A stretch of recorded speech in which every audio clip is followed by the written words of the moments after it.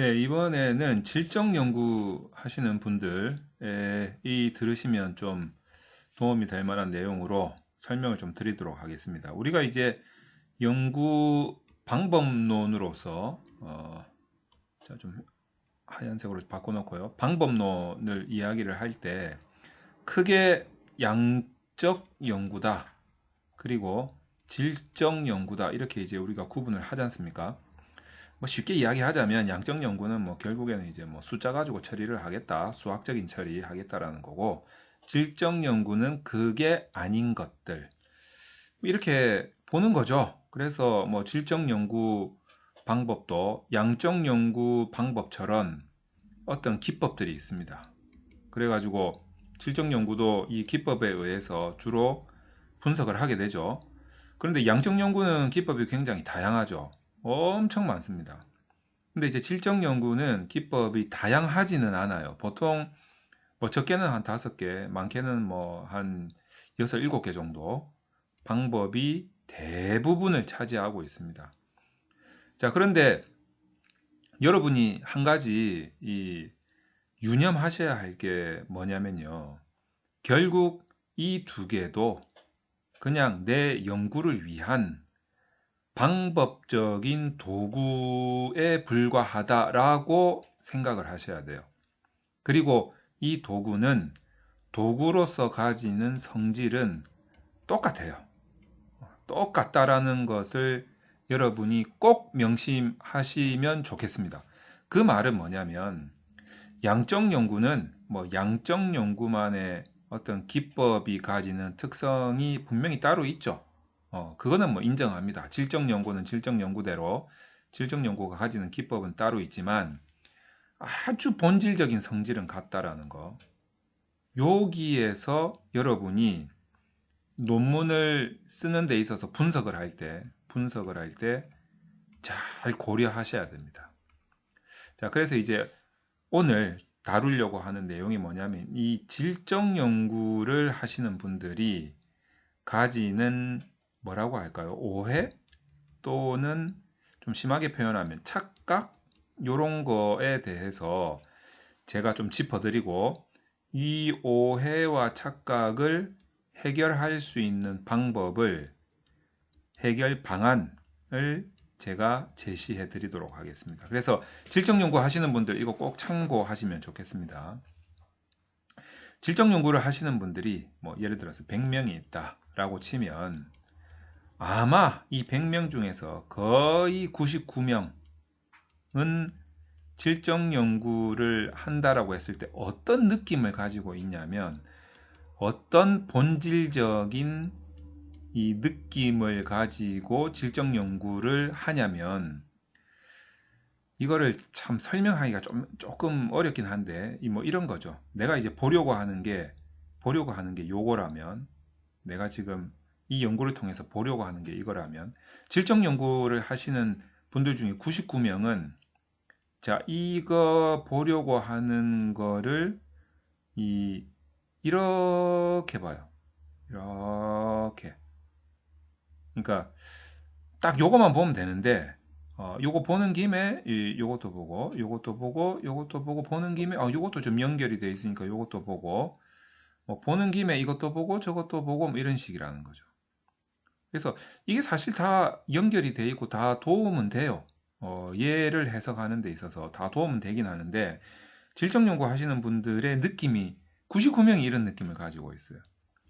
자, 그러면 우리는 이런 99명이 되면 안 되고 이 한 명 정도가 제대로 질적 연구를 하는데 어떤 느낌을 가지고 있냐면 내가 보려고 하는 게 이거잖아요. 요거를 깊이 봅니다. 이게 이 자체 하나만 깊이 봅니다. 이렇게 깊이. 그래서 사실 요것도 좀 보고 싶고 하다 보면 이것도 좀 봤으면 좋겠고 이런 게 있는데 이걸 과감하게 버리는 거예요. 과감하게 버려요. 그래서 이 하나만 깊숙이 봅니다. 그 첫 번째가 그거고 어떤 느낌인지 아시겠습니까? 첫 번째가 그거. 그래서 여러분들이 질적 연구를 할 때, 어, 이제 뭐 예를 들어 가지고 뭐 현상학을 하겠다, 현상학적 고찰을 하겠다 해가지고 이제 이 문제에 대해서 연구 대상한테 뭐 그 사람에 대한 관찰을 한다든가 뭐 면담을 한다든가 어떤 인터뷰를 한다든가 조사를 하잖아요. 이 조사를 할 때 이 사람한테 이제 뭔가 질문을 던지는데, 조사하기 위해서 질문을 던지는데 어떤 질문을 던지냐면 정말 개방적으로 던집니다. 개방형의 질문. 완전히 초울트라 개방형의 질문을 하게 되는 거죠. 그러니까 이 부분에 대해서 하고 싶은 말 싹 다 해주세요. 이런 식으로 이야기를 하니까 이 질문을 받은 사람은 싹 다 하라고? 그러면 요것도 대답하고 요것도 대답하고 요것도 대답하고 요것도 대답하고 뭐 3년 전 일도 대답하고 돌아가신 고조 할아버지 일도 대답을 하고 우리 뭐 선조 2조 시대 때 사시던 뭐 6대 선조 할아버지 이야기도 하고 막 별 이야기를 다 하고 있다는 거예요. 이렇게 초울트라 개방형의 질문을 던졌으니 응답하는 사람도 초초울트라 사이언 개방형으로 대답을 해놓으니까 이런 자료를 모아가지고 내가 정작 보는 거는 이거 하나인데 이거 하나를 가려내지를 못하는 거예요. 이런 식으로 질적 연구해 보신 분들은 지금 제가 드리는 말씀에 100%가 아니라 200% 공감을 하실 거예요. 이런 그 자료들을 모았단 말이에요. 분류가 안 돼. 너무 범위가 커가지고 뭔 말을 오만 쓰잘데기 없는 이야기까지 다 해가지고 가려내기가 너무 힘들어요. 우리가 기본적으로 이 질적 연구에서 뭐 어떤 기법을 쓰든지 간에 이 모은 자료는 숫자 자료가 아니란 말이에요. 숫자가 아닌 자료란 말이에요. 그 자료를 그 자료 안에 있는 어떤 최소 의미 단위, 뭐가 있습니까? 뭐 단어라든가 뭐 문장이라든가 이런 거를 통해서 우리가 파악하고자 하는 그것과 관련된 의미를 분류를 하고 파악을 하고 해서 이 의미를 해석하는 거잖아요. 뭐 가장 기본적인 질적 연구의 로직이 이건데 이 단어하고 문장을 골라내지를 못하겠다는 거예요. 너무 범위가 커가지고. 자, 그래서 이 99명이 대부분 이런 식으로 한단 말이에요. 그래서 우리는 어떤 식으로 해야 되겠냐면 정말 이것과 관련된 질문만 해야 됩니다. 그러니까 아무리 현상학적 고찰이다, 뭐 근거 이론이다, 뭐 별의별 이야기를 다 하더라도 우리는 논문에서 실질적인 것을 분석하기 위해서는 정말 우리가 보고 있는 이 포인트와 관련된 질문만 개방형이 아니라 거의 폐쇄형에 가까운 반개방형으로 물어봐야 돼요. 그래서 이 사람이 이거를 응답을 하려고 하면 이거 그 이야기 하지 마세요. 요거하고 관련된 지금 제가 던진 요 질문에 대해서만 응답하세요. 대답하세요. 요 부분만 이야기를 해주세요. 이런 식으로 해야 되는 거죠. 관찰을 할 때도 이 부분만 관찰을 해야지. 이런 식으로. 그리고 이 관련된 질문을 거의 폐쇄형에 가까울 정도로 반개방형으로 던진다라고 할 때도 이거를 그냥 내 느낌이 좋은데 요거 A 물어봐야지. 이것도 괜찮은데 B 물어봐야지. 요거 C 물어봐야지. 요거 D 물어봐야지.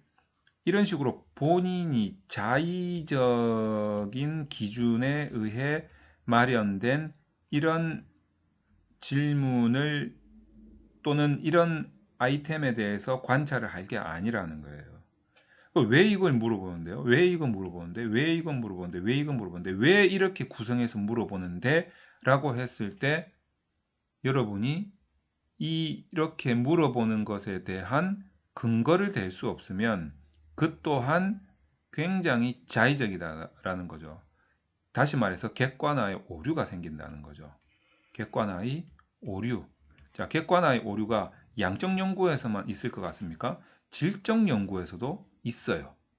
그래서 최대한 객관화시켜야 됩니다. 이 질문들도. 그래서 가급적이면 내가 이 관련된 질문 이렇게 깊이 있게 하나만 싹 들어갈 때도 이것도 요거에 대해서 물어보고 여기에 대해서 물어보고 여기에 대해서도 물어보고 이렇게 물어보는 이 반개 방향에 관련된 질문 요 몇 가지조차도 내가 기본 내키는 대로 그냥 우리 지도 교수님이 그냥 왔다 목말라 죽겠는데 콜라 한 잔 딱 마시고 나니까 기분 째지거든. 그냥 기분 째진 김에 요거 한번 물어보자. 이렇게 되면 안 되고 이렇게 물어보는 것에 대한 기준을 제시를 해야 됩니다. 여러분이 기준을 잡아야 돼요.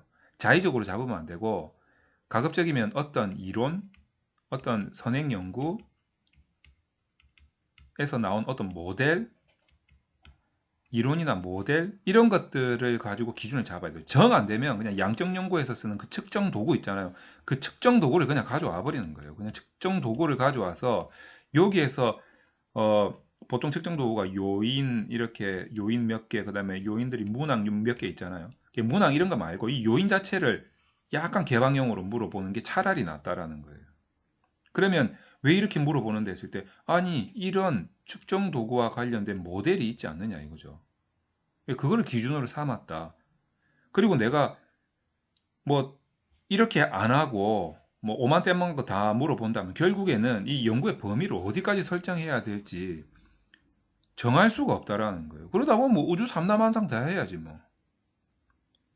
그렇게 되면 결국 연구의 포인트가 없어지게 되고 연구의 범위가 넓으면 이 범위를 그 넓은 범위를 설명할 수 있는 이론적 근거 어떻게 다 제시할 거냐 이거예요.